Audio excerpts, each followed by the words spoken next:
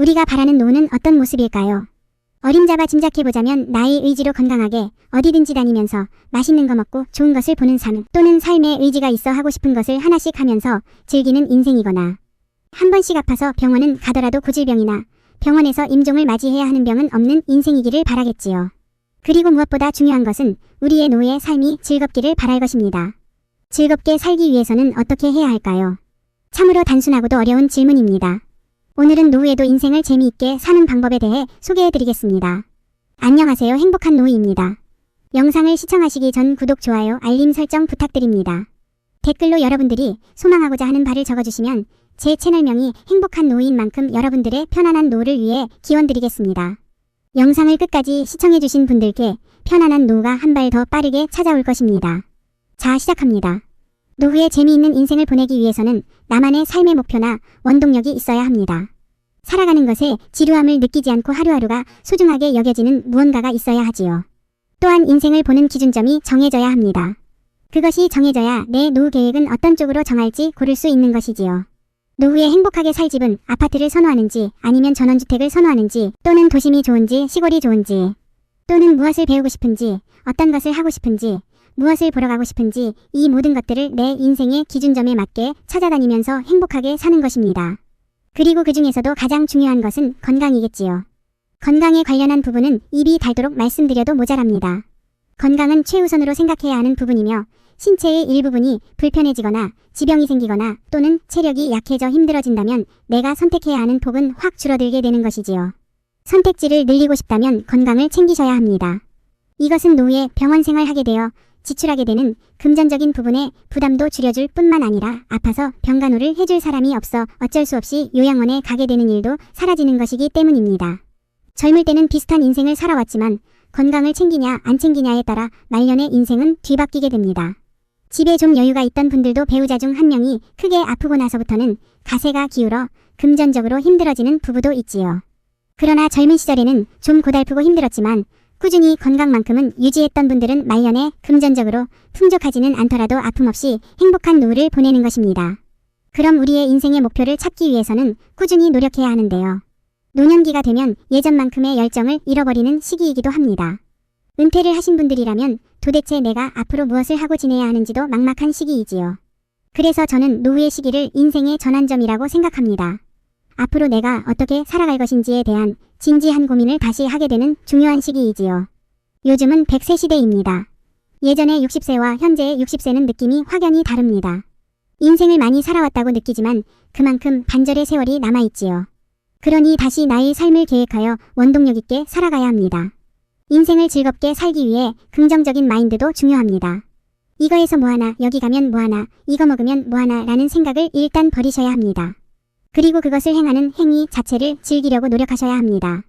사실 무슨 행동이든지 간에 호들갑 떨지 않으면 별일이 아닙니다. 그런데 그러다 보면 감정이 무뎌지고 작은 일에도 행복하지 않고 덤덤하게 살게 됩니다. 세상이 회색빛이 되는 것이지요. 내가 다시 소년소녀로 돌아갔다고 생각해보시고 작고 사소한 일에도 감사하며 살아보십시오.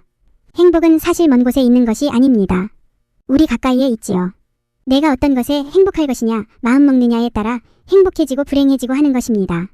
작은 일에도 행복하고 감사할 줄 알면 인생에서 행복한 순간이 늘어나게 됩니다.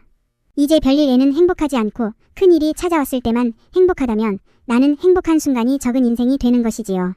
덤덤하고 큰 일이 없는 삶은 잔잔하지만 그만큼 크게 가슴 뛰거나 기쁜 일은 없습니다. 그러니 무엇이라도 해보려고 하는 것을 추천드립니다. 귀찮고 피곤하다고 사람들과 어울리는 것을 멀리하지 마시고 함께하려고 노력해보시기 바랍니다. 사람은 사람들 속에 있어야 활기차고 힘이 됩니다. 혼자 있다면 스트레스 받을 일은 없지만 그만큼 행복한 일도 없어지는 것이지요. 무엇인가를 배우면서 그 감정을 함께 공유하는 일도 참으로 행복한 순간입니다. 사소한 행복을 차곡차곡 쌓으시어 인생 전체가 행복해지는 삶으로 만들어가야 합니다. 몇 가지를 추천드리자면 한 가지 취미생활을 만드시는 것을 추천드립니다. 무엇이든 좋습니다. 내가 가슴 뛰는 일이 무엇인지 생각해보시거나 또는 젊은 시절 배우고 싶은 마음이 있었지만 접어두었던 꿈을 다시 열어보는 것도 좋은 방법이지요. 누군가는 공부를 하기도 할 것이며 누군가는 그림을 다시 시작하고 누군가는 골프를 배우거나 또는 색소폰을 배워보는 것도 좋지요. 아니면 사진기를 다시 들어보시거나 수영을 배워보는 것, 컴퓨터를 배워보는 것, 노래를 시작하는 것, 모델 일을 해보는 것 등등 본인이 가슴 뛰는 일을 찾아보시기 바랍니다. 없다면 새로운 취미에 도전해보는 것도 좋지요. 무엇인가를 하면서 어울리는 사람들과도 감정의 교류를 나눠보시기 바랍니다. 말년에 좋은 인연을 만나 노후를 함께할 친구를 만날 수도 있습니다. 사람의 인연은 어디에 있는지 알 수 없는 것이기에 이전에 상처받았던 시간들이 있더라도 혹은 귀찮더라도 또는 마음에 들지 않아도 어울려보시는 것을 추천드립니다. 그리고 한 가지 더 추천해드리자면 봉사활동이나 간단한 아르바이트 같은 일을 해보시는 것을 추천드립니다. 돈을 벌기 위해 하라는 말씀이 아닙니다. 내가 사회 구성원으로서 도움이 되는 느낌을 받고자 해보시라고 추천드립니다. 노후에 드는 생각 중에 하나가 나는 이제 무엇을 하나, 내가 어디에 속해야 하나 라는 감정입니다. 사람은 어디에 속해 있지 않으면 불안해지는 감정이 마음속 깊이 존재합니다. 그리고 매일이 쉬는 삶이 막상 찾아와도 기쁘지만은 않습니다. 이럴 때 봉사활동을 하며 마음의 안식을 찾으시기 바랍니다. 다른 사람에게 선행을 베푸는 것도 다른 사람을 위하는 마음도 있지만 나의 마음 또한 뿌듯해지는 감정을 얻게 됩니다. 그 감정으로 내가 또 사라지는 것이며 내 삶이 행복으로 채워지는 것이지요. 또는 작은 아르바이트가 있다면 소소하게 용돈벌이를 하며 일하는 기쁨을 작게나마 느끼는 것도 좋은 방법입니다. 제가 드리고 싶은 말씀은 무엇이든지 좋으니 내가 행복해질 만한 무언가를 찾는 것이 좋다는 것입니다. 노후의 인생은 짧은 듯 하나 긴 세월입니다. 남은 세월을 그냥 죽음을 기다리는 삶으로 사용할 것인지 행복을 마음껏 채워서 언제 죽어도 여한이 없는 삶으로 만들 것인지는 여러분에게 달려 있습니다.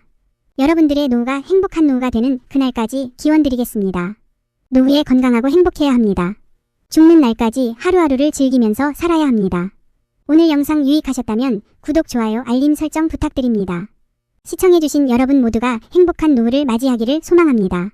감사합니다.